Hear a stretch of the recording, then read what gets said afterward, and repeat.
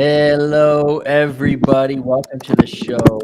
I am generally a very smiley person, but I'm smiling a little bit larger today. But I would never, ever rub it in one of my favorite people's faces because he's exceptional at taking things like this. So it actually takes away the fun of making fun of the Phillies. But, John, I feel bad for you.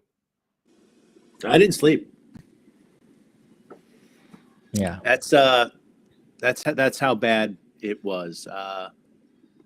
Yeah, I saw a really interesting Twitter post. I have it right here. I'll read it because it basically says how I feel, and it says Philadelphia sports should be classified as mental terrorism. Can I? We're a minute in, so we'll spend a minute or two on this. But can I give you my theory on the Phillies? Sure. Thank you. I was a season ticket holder for the Washington Capitals for 12 years, and the Caps won the cup in my 12th year, and Alex Ovechkin is a phenomenal hockey player, but I don't think he's really a winner. And I don't think that Bryce Harper is really a winner in the sense of the winners that you and I want people to be. Team players, we got this. I think Bryce is going to win a World Series. I really do, just like Ovi won one.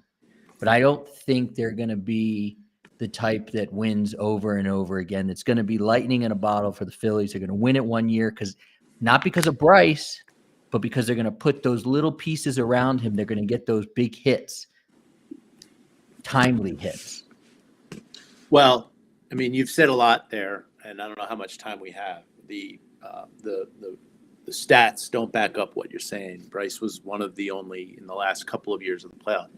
Unbelievable OPS, unbelievable batting average, unbelievable hits in clutch situations. So it's not about Bryce.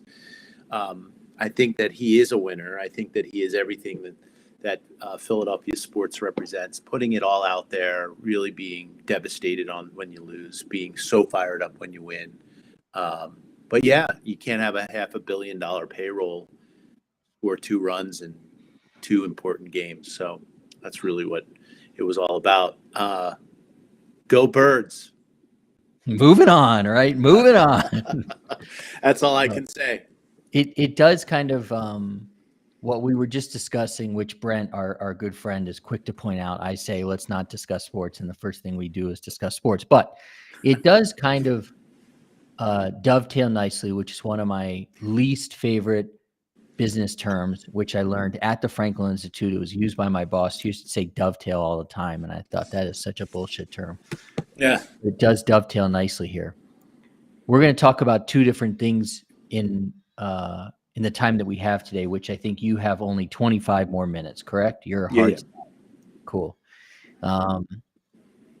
Imposter syndrome, and then kind of recognizing that, and then how to be able to sell with your education business, whatever it is, platform solution, without feeling icky or salesy. And I stuck with those words. Those are the words of my coach, Tony. And it really bugs me to say the word icky, but it actually drives home the point.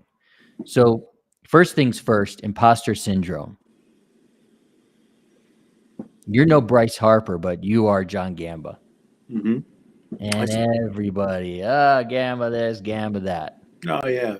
What's your relationship with imposter syndrome? A very close relationship with it, because I also have suffered, just being vulnerable and humble, from a little bit of, people won't believe this, a little bit of social anxiety, a little bit of just being really hard on myself. And I think everybody's hard on themselves. And I also think that entrepreneurship isn't for the faint of heart. So whether it's a speaking engagement, whether it's a big presentation, you always want to do well, and you always want to shine. And sometimes when you really want to do well and you have high standards and you have high expectations, it's easy to fall into imposter syndrome and say, I am not enough. And you just really have to convince yourself that you are prepared, that you are enough, and that you'll do your best.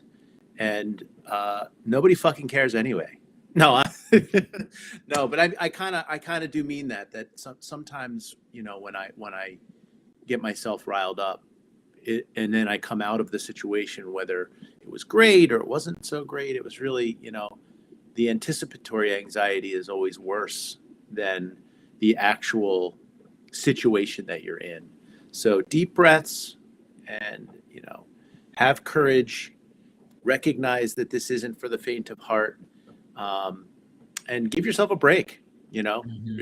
try to take the gloves off and not beat yourself up too bad. But yeah, I definitely still suffer from it, and it tends to get me on big speaking engagements, stages, panel discussions that are pretty big, conversations with my wife. Yeah. I've seen you, and we have to talk about this on the side here. I've seen you express that a little bit and show that a little bit when we were in Monterrey, Mexico. And you were up there on the big screen talking. And by the way, that conference is coming up in January. So hopefully you've been invited again and we can go again. But I saw that. Let me ask you, have you ever I had my bouts with imposter syndrome. I still have them, of course. When I started my tutoring company, I had no business being in the education space except having had a lot of tutors. I have experienced a couple times recently kind of the opposite, where I feel so prepared and so ready to close this deal that I think I come out with too much energy and firing, and the majority of the times I don't get those deals. I'm not able to close those deals. Have you had that kind of the opposite feeling where you're so prepared and so excited that you're almost too amped up, and that you just, people are like, whoa, what's this dude on? Yeah, no, I have. I've had some of those. I I do think that you have to go into situations though with a lot of energy, and an air that you care. But I do think that some of that can cross a line into being too eager. And then sometimes being too eager can cross into being icky. Yeah. I'll also say this is a really great saying that I was taught by a great mentor of mine, and that is really important. Expectations are resentments waiting to happen. So when you are so prepared, go in expecting to close that deal versus expecting to have a great experience and being received however you're going to be received, and then letting go of the results. I think that that's a better philosophy, and that's a better approach, because if you have such expectations because you did over prepare and you did do your homework and you did go in there saying, I'm going to close this freaking thing, and you don't, that's when you get into resentments. Oh, they just didn't get it. They didn't understand. I didn't do well. And that's when the imposter syndrome can creep back in and create some paralysis on executing well. This seems like a very Maybe good that's time. what happened to Trey Turner. I don't know. I want Trey to be the Backstrom to his Ovi. Trey's a good dude. And I'm obviously very intimately familiar with those guys. But listen, a couple things. We're gonna have our chance to talk all about sports. You and I are running in a race, which our mutual friend Devin Shane said, how far is the race? Is a marathon? I'm like, nah, dude, it's 5K. But we're running in a 5K, not this Saturday, but next Saturday, in honor of the red bandana. So Ken, if you can throw the red bandana links in the chat there. If anybody is in Boston, that's Saturday the 19th. My good friend Kevin Skinner will be joining us, John. That's breaking news for you. We did get a hotel room by Fenway. which will be Oh, fun for wow. all of us. That's Yeah, awesome. we went all in. So if anybody's up in Boston on the 19th, feel free to join us for the Red Bandana Race. It's a really interesting story, and we're really pumped about running in that. Another little plug here. You now see on your screen the Catalyst QR code. So, John, can you talk about Catalyst, please? Yeah, so Catalyst is our innovation center. And as part of the programming that we provide, meetups, boot camps, entrepreneur and residence hours, we also have our virtual accelerator called Catapult. And the Catapult virtual accelerator connects entrepreneurs to learning resources, strategic advisors, researchers, and practitioners in the education community. It's the first and only 100% fully virtual accelerator. We do have an advanced membership for anybody who wants to get an assessment of their business, and then access to 4 targeted lanes of acceleration that are self-paced and standalone. Leadership, product market, and fundraising. A lot of great resources. In fact, some of the resources and some of the guidance that we're going to talk about today, imposter syndrome and selling without feeling icky, are embedded there. So if you want to go deeper, feel free to get engaged with the advanced membership. I'll be your guide holistically, and you'll have access to strategic advisors in each of those lanes of acceleration. So it's out there. We'd love to have you. We've had over 100 entrepreneurs go through it with incredible rave reviews. If you're not quite sure if it's for you, I can send you and reach out to me, and I can send some testimonials and some references of those who have gone through it and so far have loved it. Cool, man. And if you want to go deeper with me and John, I'll just leave that there. Feel free to in the chat. Yeah. All the chats. We're on Facebook. We're on LinkedIn, Instagram. Just send your questions our way, and we'll be happy to answer them. So what we're going to talk about now, because we've covered a little bit of imposter syndrome, John, can you make the link for everybody between imposter syndrome, so not feeling like you're supposed to be there potentially, to how not to sell in an icky or salesy way? Yeah, and you've some of the backdrop and some of the training and some of the advice you've already provided, Josh, I think are square on. And I really was thinking about this before coming on and being a little bit having to get off sooner. But I think it's 3 things as I was taking my notes and thinking about it in my career as an active entrepreneur, and also as a direct salesperson earlier on in my career, selling direct to school districts. And I really see it as 3 things. One is I think it's really important right out of the gate. An antidote to icky is finding common ground. I can remember in a lot of the big sales presentations, I would come in and talk about how education was in my DNA or in my genes. If I'm in a room full of educators who are going to make decisions on my education product, it's probably a good idea to be able to relate to those people in the room with things like, my mom was a community college professor, my sister was a Montessori teacher, my dad was a school board director, and I've been working in the education space for over 30 years.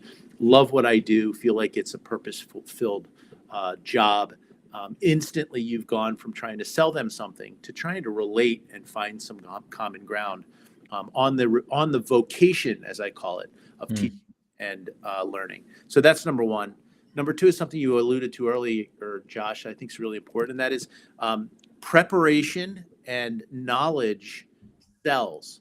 So if you go in there and you are talking about something that they can relate to, related to their strategic plan, whether they're a principal or a superintendent or a cabinet member, and you can say, we know that social emotional learning or mental health or competency-based math or literacy is a strategic driver or a strategic element of your strategic plan, and be conversant about that, and then start to align that to your product or service. I think that really disarms them as well, that you've taken the time to think about them, think about what's important to them, and think about what's kind of bubbled up in their strategic plan.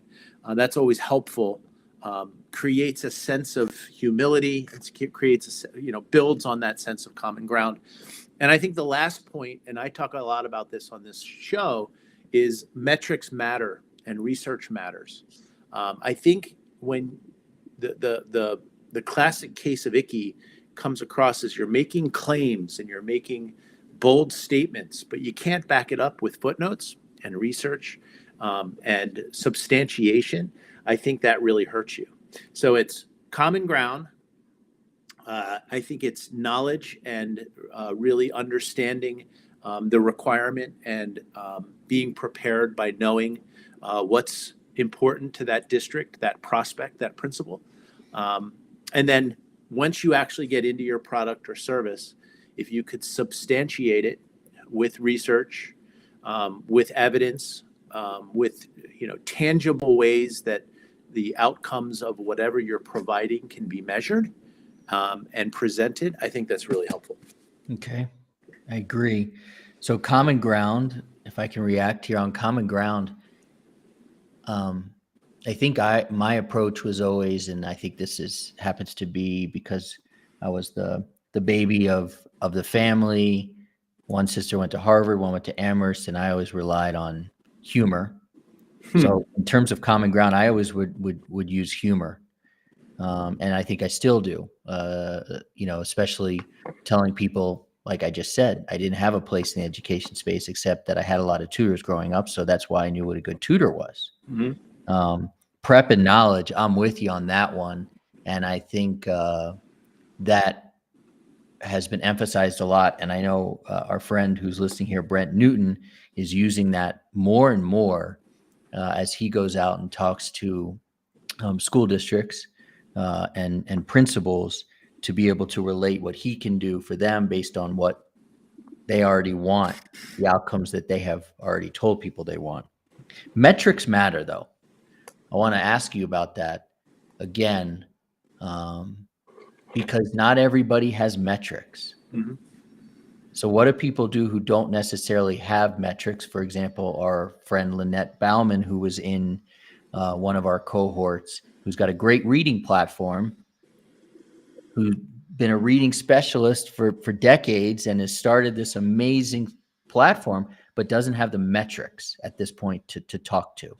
Yeah, it's a great question. I think that there's a very simple way to respond to that, and that is if you don't have enough tangible or empirical evidence that your product or service works, I would not be in heavy sales mode. First of all, I would be in a lot of piloting, a lot of testing, a lot of co-creation, co-construction. So I'd be sensitive about selling before you're ready to be able to present that there is some evidence of effectiveness. But even if you have some anecdotes and you're now out selling, there's a big difference between the research basis of your product and service and the evaluative model by which you're measuring your product or service. So in the case of a literacy solution, I'm sorry, what was the name of the entrepreneur? Lynette may want to say, well, we have a platform that is based on the science of reading.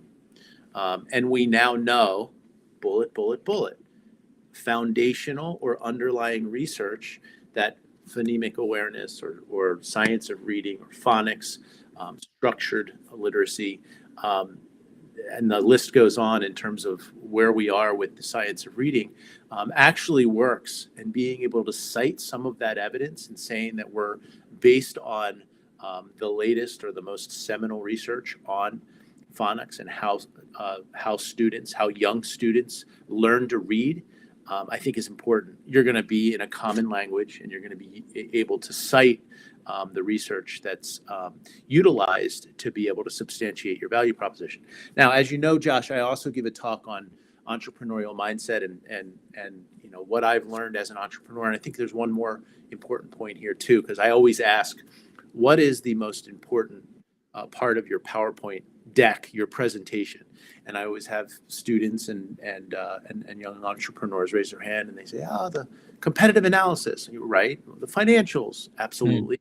And I always say, the most important part of your presentation is your footnotes, and really thinking about if you're making a claim on the product or service that you have out there, what is the foundational or the underlying research that you've been able to cite that substantiates or supports what you're selling? And that could be mental health, and that could be literacy, it could be math. But I think that's really important. and really also disarms prospective buyers that you're coming at this from both the foundational underlying research that's supporting your logic model and the evaluation piece that you're putting into play to say, if you buy this, I'm going to be able to show you that it works. And if I can't convince you that I'm going to be able to show you, then don't buy it. Yeah. That's a really good presentation. That's a really good value proposition. And if you have both working in sequence, I think I like your chances in terms of at least getting them to consider having a business relationship with you. John Gamba says common ground, prep knowledge, metrics matter. Some of the points that I want to make, and you can certainly react, would be get fully sold on yourself. Mm-hmm. You know, you got to believe in yourself and your offerings, maybe not over believe, which I said I've done a few times, I think. You've got to confidently communicate that to the world. I wonder if that's creeping into Bryce's mind, but communicate your value clearly. You know, this is not sales pitches. This is not boring presentations. In our world, this could be the signature solution. You know, when I do, when I meet with new potential clients and I walk them through the signature solution, I always tell them, I said, at the end of this discussion, I want you to be able to say, I could work with this guy. I understand how he can help me. And then we're just going to talk time and money, which are two things I can't control. So means I have clearly communicated the value. Become a thought leader in your tribe. LinkedIn, you know, and it doesn't have to be LinkedIn post every single day. Spend time just commenting, just lifting other people up and bringing new thoughts to what they have brought to the world. Focus on authentic connections. I do not believe in spammy outreach. I do believe in targeted outreach, which AKA is cold outreach. I believe in doing that on LinkedIn and via email, but no spam. I do not believe in spam. It's not worth it whatsoever. And we can have long talks about how it can actually hurt your personal reputation and your domain reputation for your email. And when you do those things, you will stop chasing and you will start attracting. And I have been lucky enough to attract the right people over and over and over again who have joined. And now I changed the QR code there, our Ed Sales Elevation Experience group, where we're all, I've said this and I'll say it again. We've had 97 companies go through the Ed Sales Elevation Experience. I would have a beer with every single one of them because they're all great people and they're all really doing their best to build their own business and support one another. So I'll recap for you. Fully sold, communicate value, become a thought leader, focus on authentic connections. What do you think? I'm going to pick one Cool. out of them because I think they're all really important and really well thought out, Josh. And that is the thought leadership piece, because this is a kind of a one for me. I have to ask or challenge you. Why is it important to become a thought leader? And then I'll give you a little nugget of perspective that really helped me. Why is thought leadership important? In our world, a lot of people that I come across are people who have tried slow burn methods in the education space. Slow burn methods means they've been to a conference and it didn't give them the ROI. They bought a list and it didn't give them the ROI. You know, they took a course, they didn't get the ROI. Mm-hmm. So what I believe in is owning and running your own lead generation machine, which means you are sending messages to people cold, email and or LinkedIn. When they receive those well thought out messages, and we can teach people how we do that, the first thing they're probably going to do is look up your name. Mm-hmm. I truly forgot I had a website. I rely so much on LinkedIn. So much of what I think and do and my interactions and what I believe is on LinkedIn. So when people receive an email from somebody they don't know and they go and look me up on LinkedIn, they see not only my credibility, but they see people like you who I'm associated with. Mm-hmm. And so that's why I believe LinkedIn and credibility is so darn important, because I believe credibility sells overnight. That being said, It is tough. I have it in my schedule every single day to spend 30 minutes, like the gym, on LinkedIn, where I learn and I also participate. Does that answer your question? It does. And it's a great answer. I'll also build on that a little bit. When I'm looking up people and trying to find out if they're an organization or a partner or someone I want to work with, I do go to their websites and I go right to the blog. There's usually a blog. And when I see that the last time they wrote an article was 3 years ago, I roll my eyes a little bit. And it's not so much that I want to know that they're current. It's that I want to know that they're challenging themselves to be a thought leader. I'll give you an example. We did an article last year. I wrote an article on EdSurge regarding entrepreneurial support organizations in the ed tech world. And I have to tell you, Josh, I could spin a lot of this just right off the cuff. But when I'm forced, representing a major research university, to write an article that's going to be read and reviewed and commented on and fact checked, if you will, by tens and maybe hundreds of thousands of people, I better be on my game. I better be able to cite evidence. I better not make claims that people are going to challenge. It's going to have my dean walk in my door and say, "What are you doing here at the university that was founded by Ben Franklin, where you can't mess around with citations and you can't mess around with ChatGPT?" So I think it really is important in terms of thought leadership to challenge yourself to be seminal, challenge yourself to be on the cutting edge, to be on the forefront of your field, being able to draft and demonstrate that thought leadership through coherent shares, through coherent posts, through coherent blog posts, because I think that lends credibility and that forces you to stay ahead. And when you're ahead, you're not icky. And one interesting thing, I'll defend the people who potentially their websites look like they haven't written anything. We do keep our website up to date. Thank you, Ken, and thank you to the team. But I think hopefully there are more and more people who are trending towards updating LinkedIn on a daily basis rather than their website, which is, you got to go in there, you got to push publish and blah, blah, you got to put a picture there.